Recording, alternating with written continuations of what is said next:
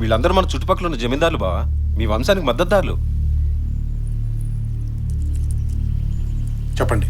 25 ఏళ్ల నుండి పరువు చచ్చి బతుకుతున్నాం బాబు. ఇన్నేళ్ల తర్వాత తాంబూలం రోజే శత్రువుని పరిగెత్తించావు.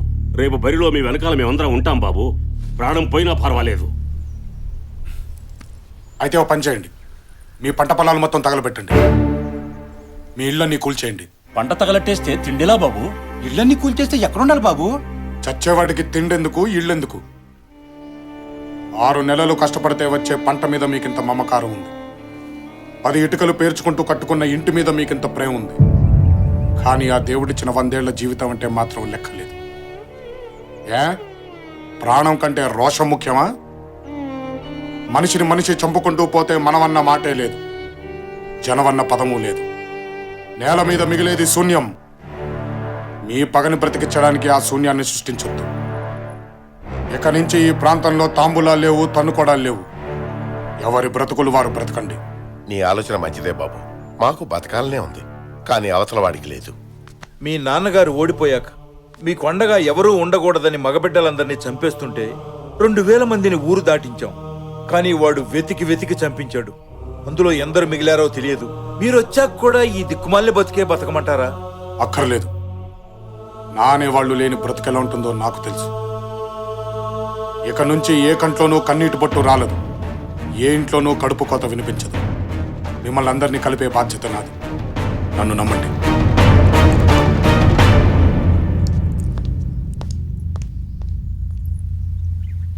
నాన్న, వీడు నా బిడ్డేనా?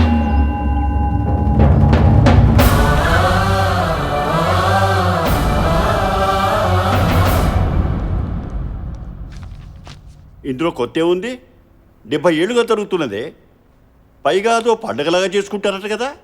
పోలీసులు రాకూడదు, కేసులు పెట్టకూడదు అంటూ మీరే రూల్స్ పెట్టుకొని ఫాలో అవుతున్నారు కదా. రూల్స్ ఫాలో అవడానికి అదేమీ మేధావులు రాసిన రాజ్యాంగం కాదు, వేదాల్లోంచి పుట్టిన సాంప్రదాయం కాదు సార్. ఒక కలెక్టర్గా అక్కడ గొడవలను ఆపాల్సిన బాధ్యత మీదే. అఫ్ కోర్స్, దానికి అక్కడ ఉన్న వాళ్ళంతా ఒప్పుకొని ముందుకు రావాలి కదా.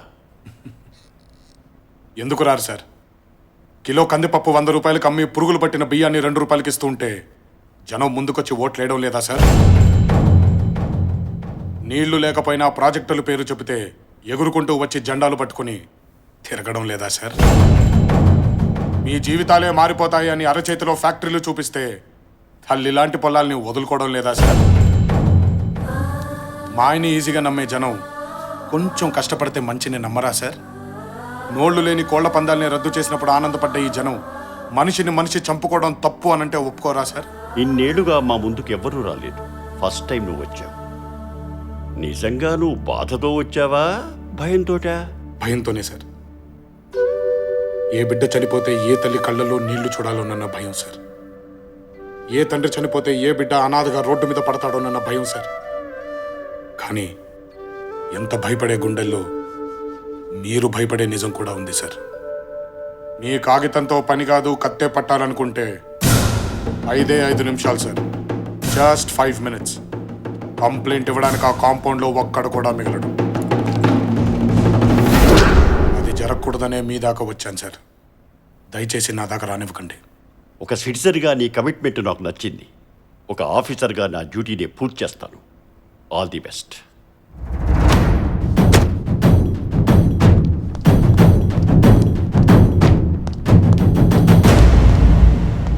నమస్కారం సార్. ఇలా వచ్చారేం సార్? కలెక్టర్ గారితో పని ఉండి వచ్చాను. అంతా బాగున్నారు సార్? అందరూ బాగున్నారు.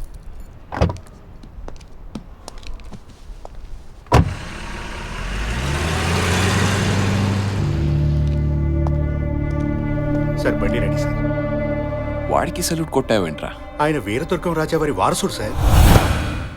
హైదరాబాద్లో అనాథలా బతికినవాడు వీరదుర్గం కోట్లకి ఎలా వచ్చి పడ్డాడు?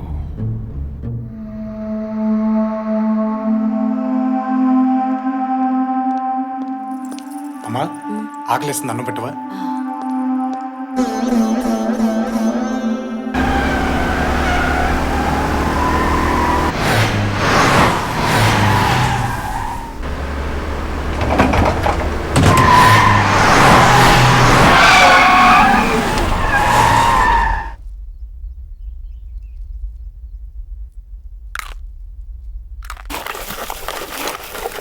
బావా నీకు ఫీలింగ్ బాగా ఎక్కేసిందే.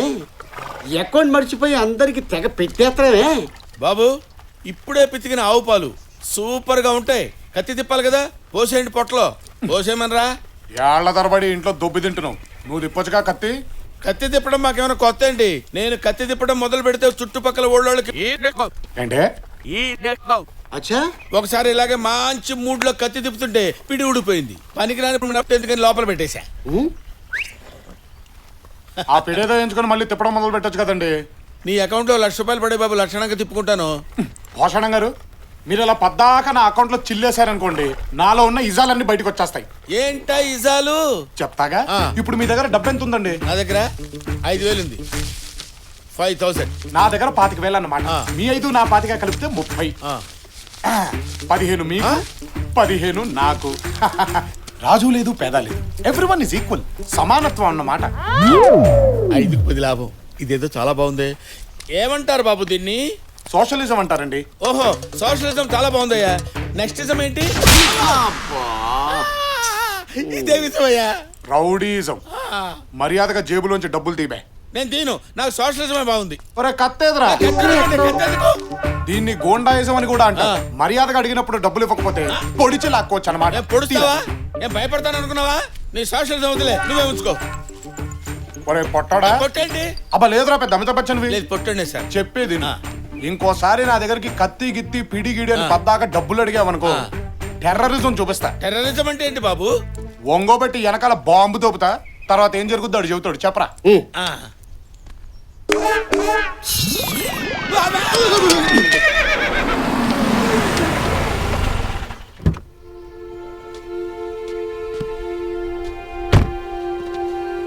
నమస్కారం సార్, రండి లోపల కూర్చొని మాట్లాడుకుందాం.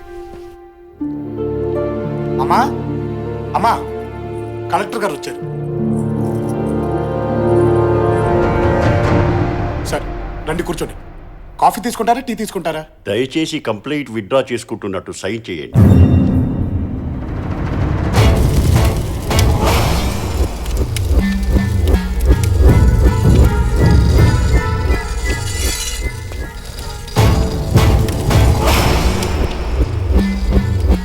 కాకి రంగు చూడటమే మాకు నచ్చదు.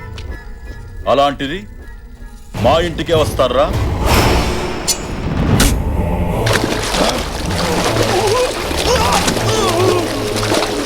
అతను నా అల్లుడు బాబు. ఆ అమ్మాయి కొత్తగా పెళ్ళిన నా కూతురమ్మా. మీకు దండం పెడతాను, వదిలిపెట్టండి అయ్యా. ఆమె నా భార్య బాబు.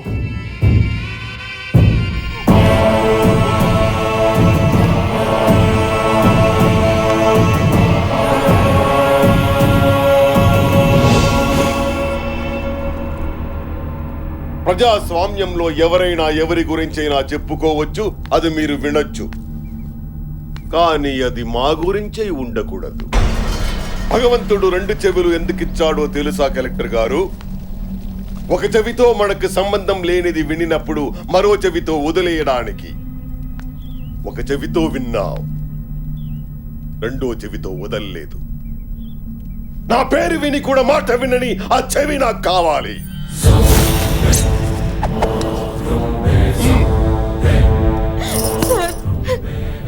మీ గురించి తెలియక ఇలా జరిగింది. కంప్లైంట్ విత్డ్రా చేసుకుంటారు, దయచేసి వదిలేయండి సార్. సార్ చట్టం చేతిలో ఉన్న మీరు కూడా చట్టానికి భయపడాలని జంతువుకు తెలియదు బాబు. వాడి కాంపౌండ్లో అడుగుపెట్టిన నా చట్టమే వణికిపోయింది. అతని ఆధిపత్యంలో 3 లక్షల ఓటింగు, 2 ఎంపీలు, 3 మినిస్టర్లు, 10 మంది ఎమ్మెల్యేలు అతని పక్కనే ఉన్నారు. నాకే న్యాయం చేసుకోలేను నేను, నీకే చేస్తాను. ఒక్కసారి నేను చెప్పేది కూడా మీరు. విజయ, సంతకం పెట్టి పంపించు.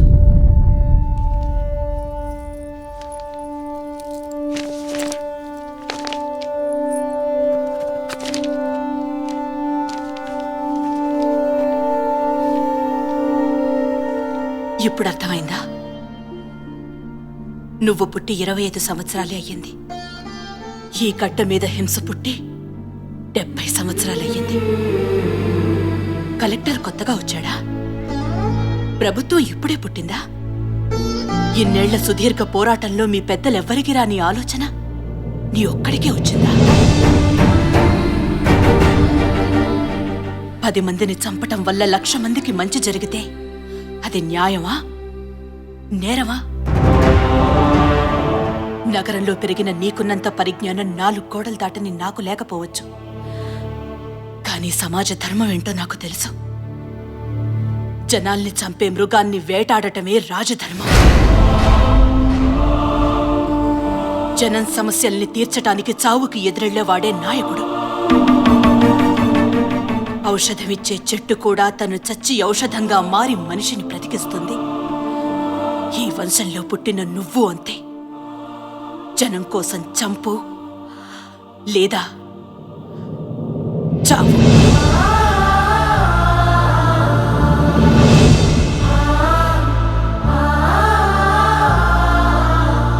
కత్తులు పట్టుకుని వాళ్ళు, చేతులు కట్టుకుని నువ్వు నిలబడితే మార్పు రాదు. నువ్వెదురెళ్ళకపోతే ఇంకా చాలా దారుణాలు చూస్తావు. అమ్మా, సమస్యని పరిష్కరించడానికి ప్రయత్నించడం మొదటి దారి, చావు ఆఖరి దారి. నన్నే దారిలో నడిపిస్తాడో ఆ పైవాడే నిర్ణయిస్తాడు.